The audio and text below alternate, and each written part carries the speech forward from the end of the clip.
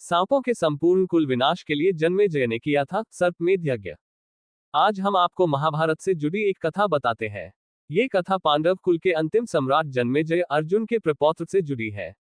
जन्मेजय ने एक बार पृथ्वी से सांपों का अस्तित्व मिटाने के लिए सर्पमेध यज्ञ किया था, जिसमें पृथ्वी पर उपस्थित लगभग सभी सांप समाप्त हो गए थे। हालांकि अंत में अस्तिका मुनि के हस्तक्षेप के कारण सांपों का संपूर्ण विनाश होने से रह गया था, अन्यथा आज पृथ्वी पर सांपों का अस्तित्व नहीं होता। आइए जानते हैं कौन थे जन्मेजय और क्यों उन्होंने सांपों के संपूर्ण विनाश की प्रतिज्ञा ली थी। राजा परीक्षित को ऋषि ने दिया शाप। महाभारत के युद्ध के बाद कुछ सालों तक पांडवों ने हस्तिनापुर पर राज किया, लेकिन जब वो राजपाट छोड़कर हिमालय जाने लगे तो राज का जिम्मा अभिमन्यु के पुत्र परीक्षित को दे दिया गया।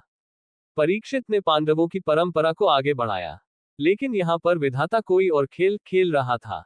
एक दिन मन उदास होने पर राजा परीक्षित शिकार के लिए जंगल गए थे। शिकार खेलते खेलते वह ऋषि शमिक के आश्रम से होकर गुजरे। ऋषि उस वक्त ब्रह्म ध्यान में आसन लगाकर बैठे हुए थे। उन्होंने राजा की ओर ध्यान नहीं दिया। इस पर परीक्षित को बहुत तेज गुस्सा आया और उन्होंने ऋषि के गले में एक मरा हुआ सांप डाल दिया। जब ऋषि का ध्यान हटा तो उन्हें भी बहुत गुस्सा आया और उन्होंने राजा परीक्षित को शाप दिया कि जाओ, तुम्हारी मौत सांप के काटने से ही होगी।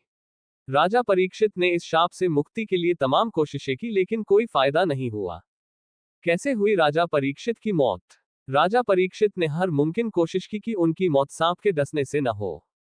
उन्होंने सारे उपाय किए, ऐसी जगह पर घर बनवाया जहां परिंदा तक पर न मार सके, लेकिन ऋषि का शाप झूठा नहीं हो सकता था। जब चारों तरफ से राजा परीक्षित ने अपने आप को सुरक्षित कर लिया तो एक दिन एक ब्राह्मण उनसे मिलने आए। उपहार के तौर पर ब्राह्मण ने राजा को फूल दिए और परीक्षित को डसने वाला वो काल सर्प तक्षक उसी फूल में एक छोटे कीड़े की शक्ल में बैठा था। तक्षक सांपों का राजा था। मौका मिलते ही उसने सर्प का रूप धारण कर लिया और राज परीक्षित को डस लिया। राजा परीक्षित की मौत के बाद राजा जन्मेजय हस्तिनापुर की गद्दी पर बैठे। जन्मेजय पांडव वंश के आखिरी राजा थे। राजा जन्मेजय का सर्पमेध यज्ञ।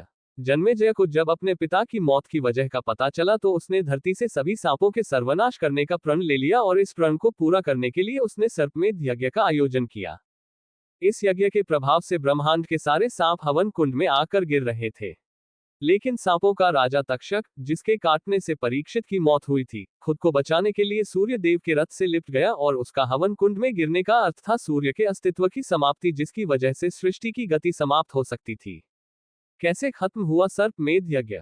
सूर्यदेव और ब्रह्मांड की रक्षा के लिए सभी देवता जन्मेजय से इस यज्ञ को रोकने का आग्रह करने लगे, लेकिन जन्मेजय किसी भी रूप में अपने पिता की हत्या का बदला लेना चाहता था।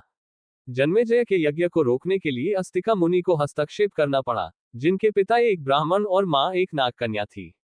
अस्तिका मुनि की बात जन्मेजय को माननी पड़ी और सर्पमेध यज्ञ को समाप्त कर तक्षक को मुक्त करना पड़ा।